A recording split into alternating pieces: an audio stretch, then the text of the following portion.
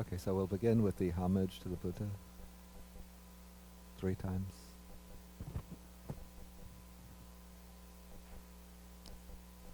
Namo tassa bhagavato arahato samma sambuddhassa. Namo tassa bhagavato arahato samma sambuddhassa. Namo tassa bhagavato arahato samma sambuddhassa. Okay, good morning everybody. So today is September 19th, 2015.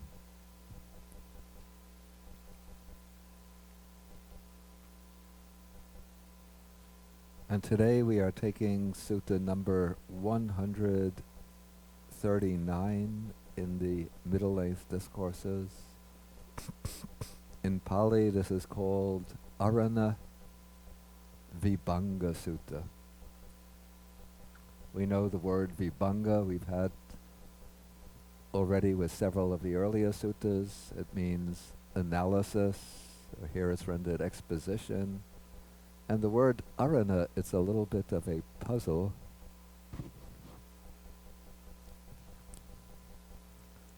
The commentary explains the word sarana, not in the sense of refuge, but this is sa plus rana.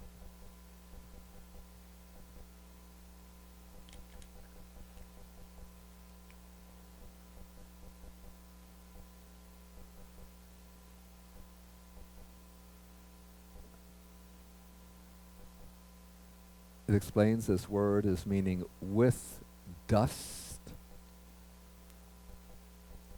and with defilement. And so then it explains, you see, sa is a prefix meaning with, and the puzzle here is the word rana. And then it explains the word arana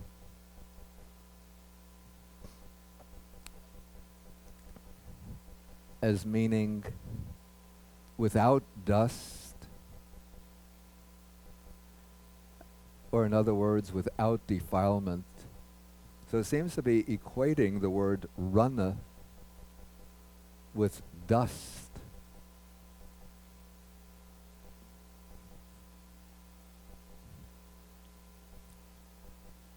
But there seems to be another meaning of the word rana, which is not acknowledged by the commentary, and that is battle or conflict.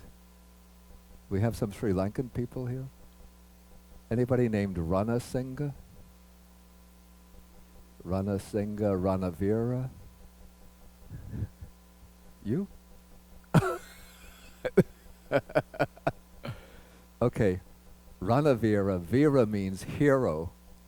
Now Ranavira certainly doesn't mean hero of dust or hero of defilements, but it means hero in battle, right?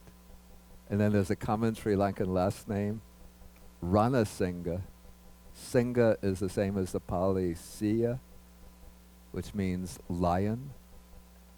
And so we don't have a lion of dust, but we have a lion, somebody who's courageous in battle will be Ranasinghe, the lion of battle. So I think, are there any other Sri Lankan last names with Rana? Ranavira, Ranasinghe. Tunga, I think, means a peak. So Ranatunga would be the peak at the head of the battle. You see? Yeah. Well, I said Radhavira. Of Radhaviru. That's just a sort of singleized version of the Ranavira is a more Sanskritized version. Ranaviru is just the singularized version. But it's the same name. Anyway, it seems that the meaning of Rana is conflict. And so Arana will be, as the title is translated here, without conflict, non-conflict. So this seems to be a series of pointers by the Buddha in how to avoid conflict.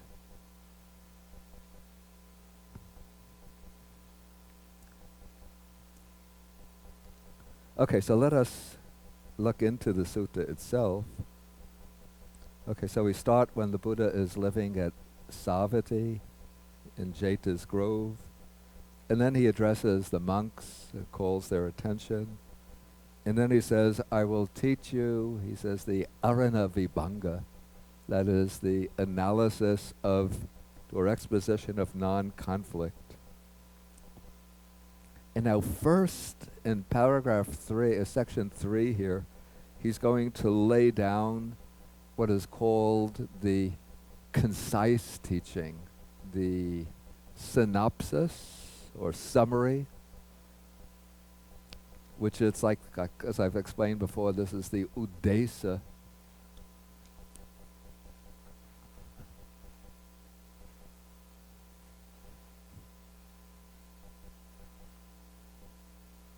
Which is almost like a sort of table of contents, a list of the topics that are going to be covered. And then that is followed by the vibhanga proper, the analysis of those topics. So here we come in paragraph 3 to the udesa, the list of topics. So he says, one should not pursue sensual pleasure which is low, vulgar, coarse, ignoble, and unbeneficial. And one should not pursue attakila matano yoga, the practice of self-mortification, which is painful, ignoble, and unbeneficial. And then the way discovered by the Tathagata, that's by the enlightened one, avoids both extremes. It gives vision or insight. It gives knowledge, correct knowledge of the nature of things. It leads to peace, to abhinya, to higher knowledge, to sambodhaya, to awakening or enlightenment, to nibbana. Okay, then you see the sutta seems to deal with a variety of topics. It almost seems to shift from one topic to another, but all of these topics are in some way, you could say, comprised under the umbrella concept of avoiding conflict, especially teaching the Dhamma without getting into conflict and entanglements with others. Okay, so now it seems to shift almost in a different direction. One should know what it is to extol and what it is to disparage. And knowing both, one should neither extol nor disparage, but should teach only the Dhamma. And this has a somewhat different meaning than or different implications than might be immediately apparent. Okay, one should know how to define pleasure or happiness, and knowing that, one should pursue pleasure or happiness within oneself. Then one should not utter covert or hidden speech, and one should not utter overt, sharp speech. One should speak hurriedly, not hurriedly. One should not insist on local language, and one should not override or go beyond or bypass normal usage. This is the summary of the exposition of non-conflict. Okay, so he says this is the summary, this is the udesa, the list of topics that I'm going to treat. And as we go on, what seems to emerge from this is that a lot of the topics are concerned, I would say, not so much with what I would call the Dhamma itself, but how to expound the Dhamma, how to give a proper presentation of the Dhamma. Okay, so now we'll go into with the next paragraph, we start the actual vibhanga, the analysis or exposition. Okay, so he says, okay, first he mentions the sort of topic or the item from the table of contents. One should not pursue sensual pleasure, which is low, vulgar, caustic, noble, and unbeneficial. And one should not pursue self-mortification, which is painful, ignoble, and unbeneficial. Does anybody recognize this expression from another context? Exactly, the Dhammacakkappavattana Sutta, from the Buddha's first discourse, when he first started to teach the Dhamma. In fact, when he first addressed the 5 ascetics, he said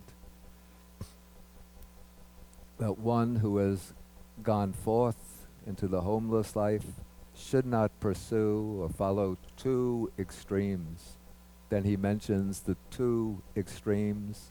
One is the extreme of sensual indulgence, the other is the extreme of self-mortification. And what has to be pointed out, I don't think this is done often enough, is that when the Buddha uses this expression, he's teaching ascetics or monastics. That's why he says one should not pursue sensual pleasure. It doesn't mean that the Buddha is telling all of his disciples, those who are householders, lay people, give up sensual pleasures altogether. Because, I mean, it's natural for people living the household life to indulge in such sensual pleasures to some extent. But we could say what he's doing is setting up a kind of ideal. First, he's teaching ascetics or renunciants who have deliberately renounced sensual pleasures not to revert to indulgence in sensual pleasures. Because if they indulge in sensual pleasures, then they're violating the very reason or intention in their going forth, which is to lead a life of renunciation. But when the Buddha is speaking to lay people, it's convenient in having the class in the library is that I could get the book that I want. Ravi, can I see it? Or Sandy? There's a gray book. It's called the Numerical Discourses of the Buddha. You see, Kaidi is close to it. Does it have a wrapper, the plastic wrapper? Numerical Discourses of the Buddha. It has the plastic wrapper. Oh, we don't want to break the wrapper.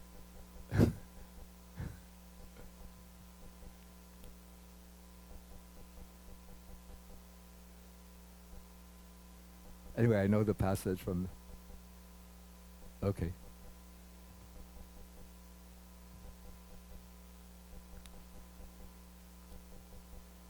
Okay.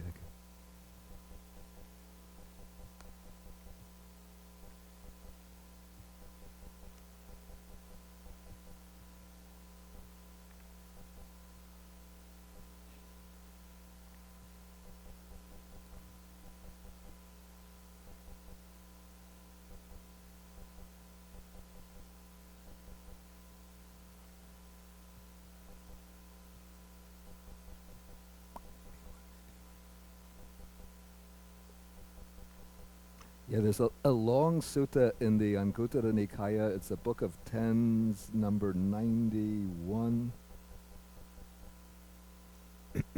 in which the Buddha speaks of what he calls 10 kinds of persons in the world who enjoy sensual pleasures. And then he goes through different permutations of these types to arrive at finally at the one who is the best or the ideal of those who enjoy sensual pleasures. And so of this, he says that the one enjoying sensual pleasures who seeks wealth righteously without violence, that is, who earns his living by right livelihood, not hurting others in pursuit of his livelihood, and makes himself happy and pleased, and shares it, and does meritorious deeds.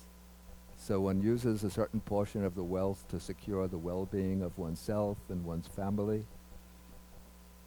Then one shares the wealth with others through the practice of generosity and does other meritorious deeds. And then, he says, and uses that wealth without being tied to it, infatuated with it, and blindly bogged down in it, seeing the danger or disadvantage in it, and understanding the escape or the release from the attachment to it. That person may be praised on 4 grounds: that he seeks wealth righteously, he makes himself happy and pleased, he shares the wealth and does meritorious deeds, and then he uses the wealth without being tied to it. And then he says, all of those who enjoy sensual pleasures, this is the best, the preeminent, the supreme, the one that I just described. So we could say that, that there's a contrast between what the Buddha will expect from lay people who are earning a living and living in the world, and from those who have renounced the world. And so this teaching about not pursuing sensual pleasures, it's directly intended for those who have renounced the world, but it also sets up an ideal for those who are still earning wealth and still enjoying sensual pleasures, but to strive in the direction of the relinquishment of sensual pleasures.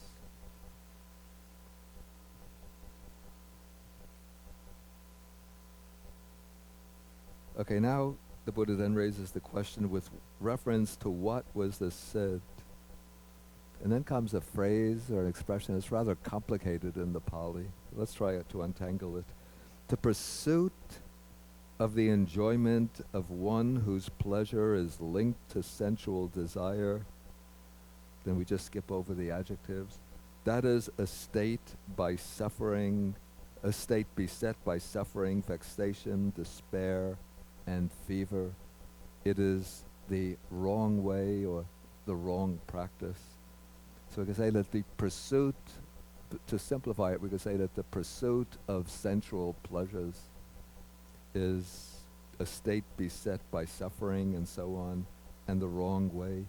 Then disengagement from the pursuit of the enjoyment of one whose pleasure is linked to sensual desires, or more simply, disengagement from the pursuit of sensual pleasures. This is a state without suffering, vexation, despair, and fever. Fever means the fever of passion. It is the right way. Then the pursuit of self-mortification. This was the mode of practice taken up in the Buddha's time, even still continues in India, of those ascetics who think that the way to purification, the way to liberation is through the torment of the body by undertaking these extreme ascetic practices, like sleeping on beds of nails or beds of thorns, going on long fasts, standing on one leg for days on end, immersing oneself in the water and staying in the water for hours and hours, or exposing the body. There's a practice, it's called, I think, the 5 fires. You light fires in each of the major directions on the hottest days of the year around one, the fire to the north, east, south, and west. Then the 5th fire is the overhead sun, and then one stands there enduring the pain of the heat.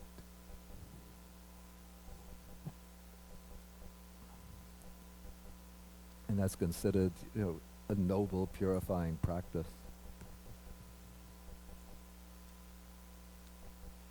Okay, but the Buddha says that this is just a state beset by suffering, vexation, despair, and fever, and it's the wrong way.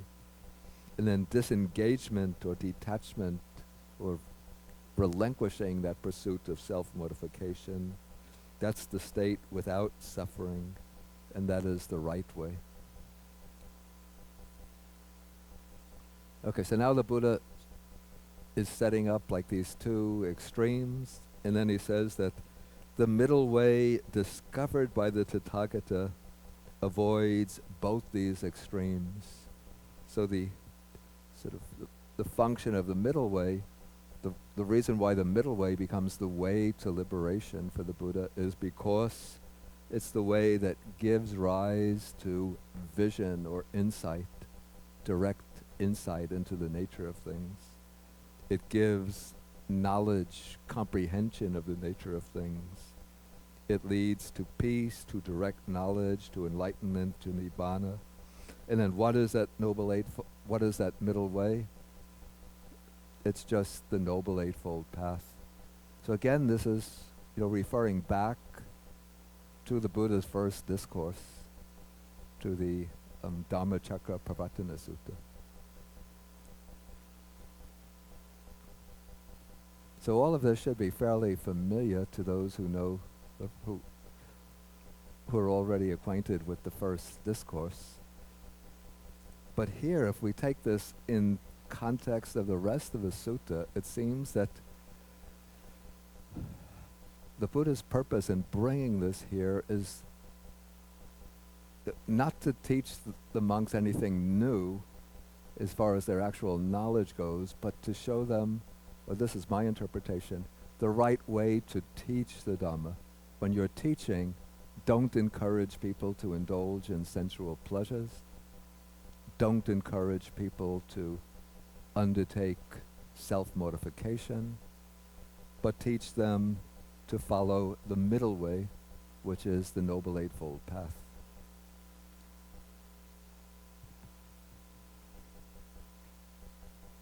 Okay, now we'll come to the next section. Okay, so he says, one should know what it is to extol and what it is to disparage.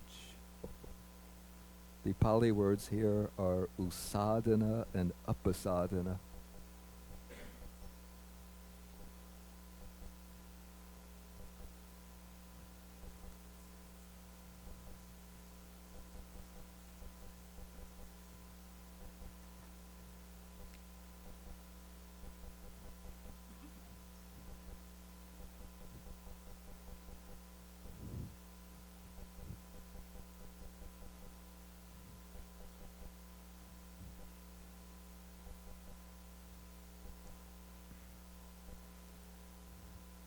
Usadana is like extolling, lifting up, pushing up. And upasadana is almost corresponds exactly to the English expression, colloquial expression, to put down, to put somebody down.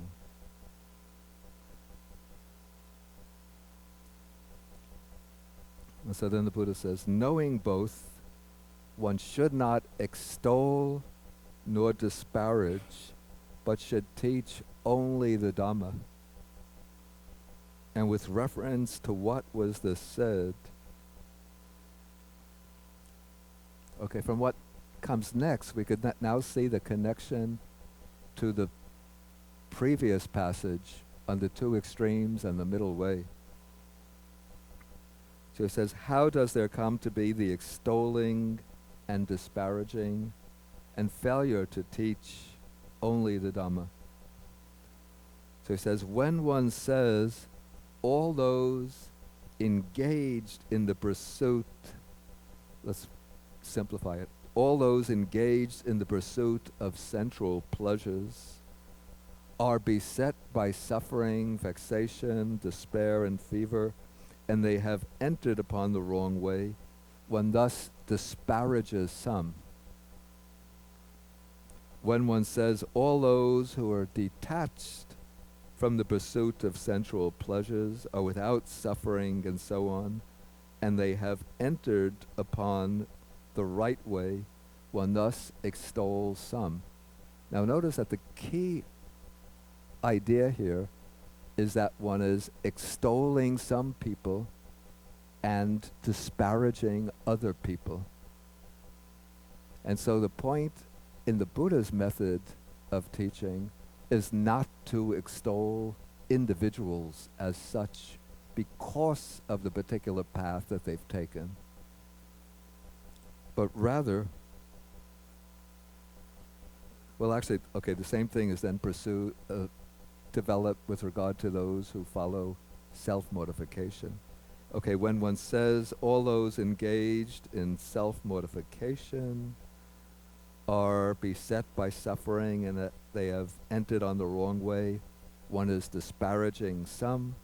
When one says all those disengaged from the pursuit of self-mortification are without suffering and they have entered on the right way, one thus extols some. Again, when one teaches in that way, then one is phrasing one's teaching by way of praising and disparaging individuals or people.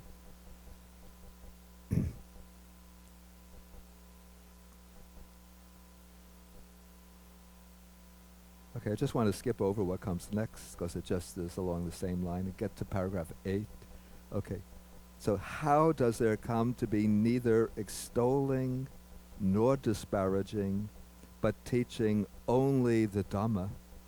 Okay, when one does not say all those engaged in the pursuit of sensual pleasures have entered upon the wrong way, but says instead the pursuit is a state beset by suffering, vexation, despair, and fever, and it is the wrong way, then one teaches only the Dhamma. And similarly, when one does not say all those who are detached from the pursuit of sensual pleasures have entered upon the right way, but says instead the disengagement is a state without suffering, and so on, and it is the right way, then one teaches only the Dhamma. Okay, now here when you see teaching the Dhamma, you think that means teaching the Buddha's teaching the Buddha's doctrine. But the word Dhamma has a number of meanings, and here what I see to be underlying this is one meaning of Dhamma as the principle. So there's a difference between teaching in terms of persons, which is when you're praising some, disparaging others, and teaching in terms of the principle, or you could say the rationale. So here the principle is that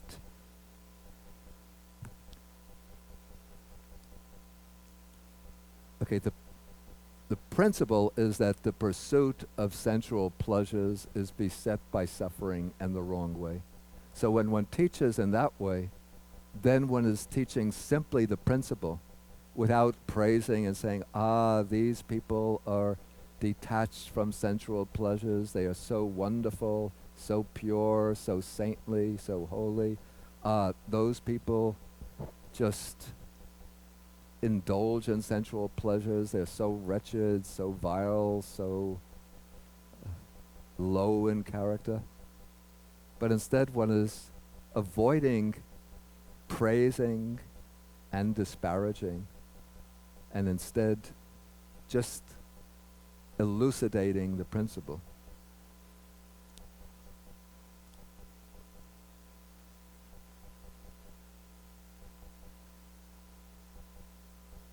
Okay, and then the same basic principle, you could say, the basic way of understanding it can apply to each of the following paragraphs. I don't have to elaborate upon them. But you see, in each case, one is avoiding praising and extolling some, those who are engaged in what we would take to be the right practice. One avoids disparaging those who are engaged in what we take to be the wrong practice. Instead, one is saying, this is the wrong practice, this is the right practice. avoid the wrong practice, follow the right practice. So what's called teaching the Dhamma means explaining the principles, the guidelines, without using one's teaching as a way to, say, play particular individuals off against one another. Does this seem clear at this point? Any questions at this point before we go further?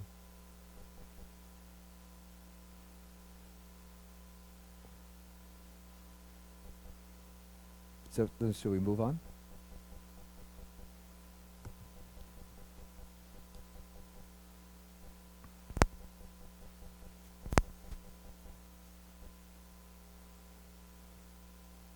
Okay, so now the Buddha brings up a somewhat different topic. Maybe this is sort of taking off. Actually, I would see this as continuing along the line of avoiding the two extremes and following the middle way. So it says one should know how to define pleasure or happiness. The Pali word is sukha, which has both meanings. And knowing that, one should pursue pleasure or happiness ajatang, which means within oneself, an internal happiness. Okay, so why was this said? Then the Buddha speaks about the 5 chords of, or 5 kinds or objects of sensual pleasure. These are forms, sounds, odors, tastes, tactile objects, which are agreeable, likable, desirable, provocative of desire or lust. So those are the 5 objects of sensual pleasure. And then the pleasure and joy, sukha, somanassa, that arise dependent on these 5 kinds, 5 objects of sensual pleasure, are called sensual pleasure. So the kind of sensual pleasure that's to be avoided is the pleasure and joy that arise dependent on delightful objects of the 5 senses. And then the Buddha says that this kind of pleasure, sensual pleasure, he calls it a filthy pleasure. And here the word filthy, in English it tends to have moralistic implications, whereas in Pali, milha, it just suggests something like the dirt on the ground. And it's a coarse pleasure, an ignoble pleasure. I say of this kind of pleasure that it should not be pursued, developed, cultivated, but that it should be feared. Again, this is especially the case for those who are entered upon the homeless life. Of course, it's attraction to the sensual pleasures that lead one to give up the homeless life, and then sometimes to commit evil, even unwholesome deeds, which will lead to the bad realms of rebirth. And then in contrast, the Buddha is now speaking about a higher kind of pleasure. This is the pleasure or happiness to be found ajatang, within oneself or internally. So this is the pleasure of the 4 jhanas. And then the Buddha calls this the bliss of renunciation, nekkhamma sukha.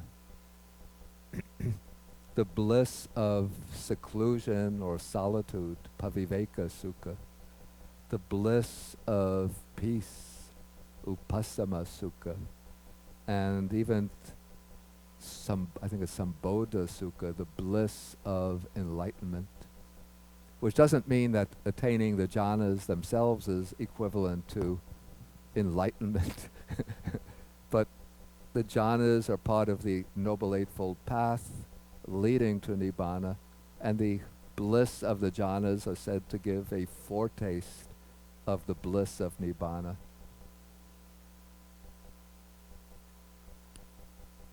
And then the Buddha then says of this kind of happiness, that it should be pursued, should be developed, should be cultivated, and should not be feared.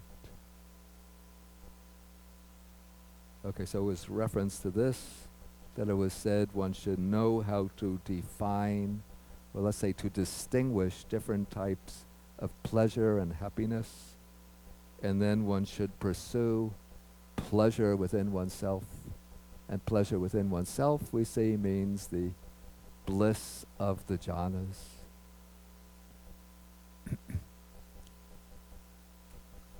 And this, even if one doesn't achieve the bliss of the jhanas, I mean, that's a very rare achievement.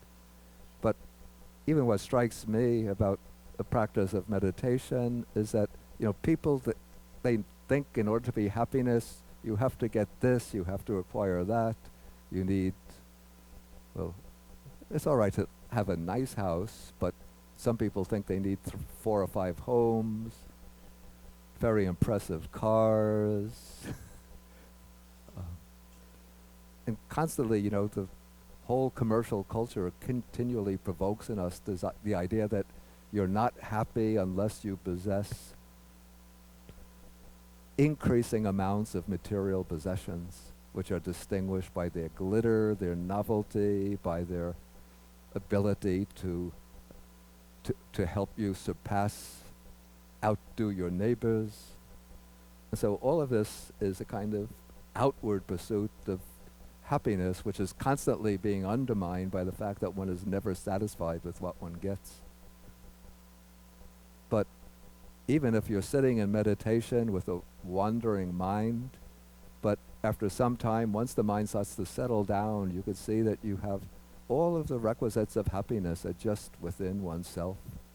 And then if one continues to pursue this practice, over time, the different accumulations of distraction and disturbance start to bubble off, and then springs of inner happiness come welling up from deep within, and then one feels a contentment simply with having this mind and body, even this very flawed mind and body.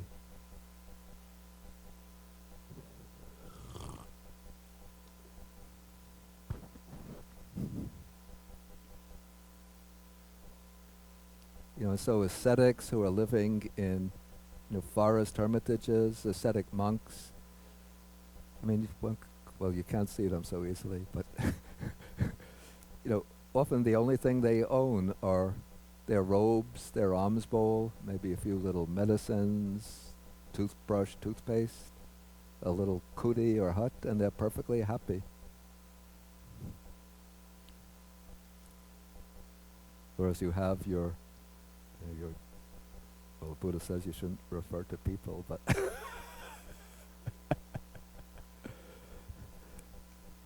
your Koch brothers and your Donald Trump.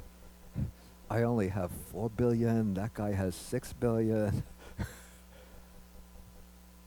It doesn't look good on my resume that I'm $2 billion behind him in income.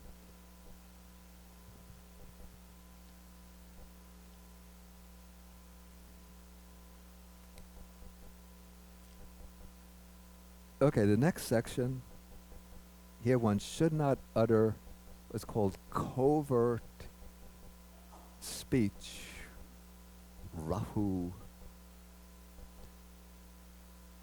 vadam. Rahu would be like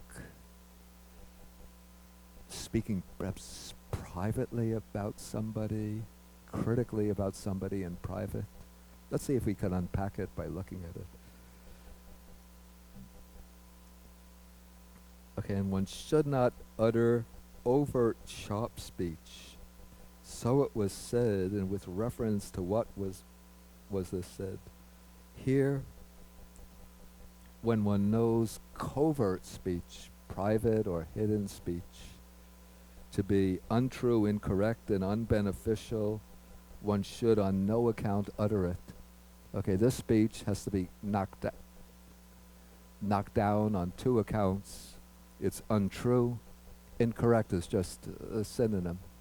So it's untrue and it's without any benefit. So on both grounds, one doesn't utter it. Okay, when one knows covert speech to be true and correct, but unbeneficial, then the Buddha says one should try not to utter it. Or actually the Pali text says one should train oneself not to utter it.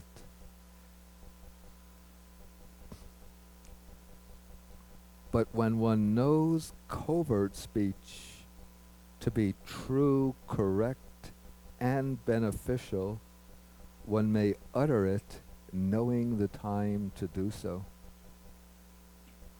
I'm trying to think of instances where this works. Maybe some of you can help me out.